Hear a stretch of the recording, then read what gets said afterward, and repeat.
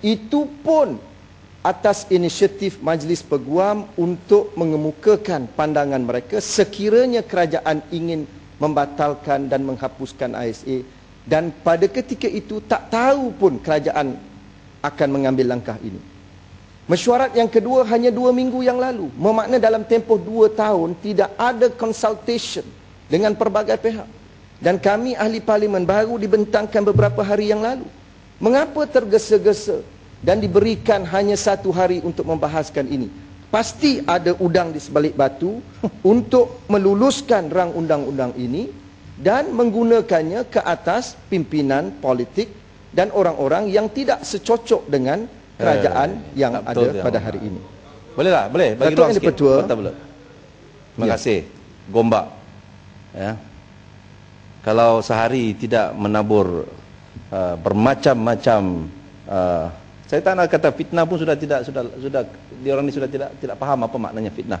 Tapi saya nak bagi tahu kepada yang berhormat, dalam keinginan pihak pembangkang untuk menghapuskan ISA ini dan juga untuk mengimbangi keamanan dan juga kebebasan itu, saya belum pernah terdengar lagi bahawa pihak pembangkang ada mengutarakan satu rang undang-undang ataupun pandangan. Bagaimana cara nak menangani ini? Saya pun nak tahu. Bagaimana cara yang berhormat Gombak sebagai pemimpin nanti mengimbangi ini? Kita tak nampak yang berhormat. Saya sudah baca buku Jingga juga tak nampak. Yang ada dalam buku Jingga yang berhormat ialah untuk memasukkan ISA. Dan saya ada list di sini untuk makluman yang berhormat. List ini ada dengan tarikh, ada lebih kurang 60-50 NGO yang telah diberi taklimat, dan bukan Bar Council saja yang perlu diberi taklimat terhadap rang undang-undang ini. Baik, Kota Belud, saya nak teruskan. Ya, saya nak gulung Datuk Yang Dipertua. Rang undang-undang yang baru ini juga, kalau kita teliti, jelas ditulis dalam rang undang-undang ini beberapa section yang menyatakan bahawa mempunyai kuat kuasa walau apa jua yang berlawanan dengan perkara-perkara yang terkandung dalam Perlembagaan Persekutuan. Hal ini jelas bercanggah dengan artikel 4 yang diperuntukkan dalam perlembagaan, yang menyatakan bahawa perlembagaan ini ialah undang-undang utama persekutuan, dan apa-apa undang-undang yang diluluskan selepas Hari Merdeka yang tidak selaras dengan perlembagaan ini adalah tidak sah setakat ketidakselarasan itu.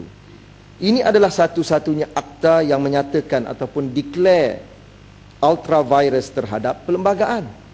Mengapa kalau kita tengok dalam rang undang-undang ini beberapa section dan subsection dengan jelas declare ataupun menyatakan ultra virus terhadap perlembagaan persekutuan? Mengapa perkara ini dibenarkan? Dan saya harap Menteri dapat memberikan penjelasan dalam penggulungan nanti. Akhirnya, Datuk Yang Dipertua,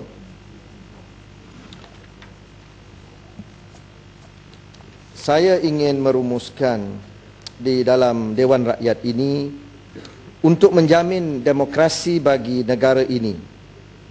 Hak setiap rakyat harus dihormati dan dipertahankan. Hal ini adalah sebagaimana yang diungkapkan oleh Reinhold Niebuhr bahawa man's capacity for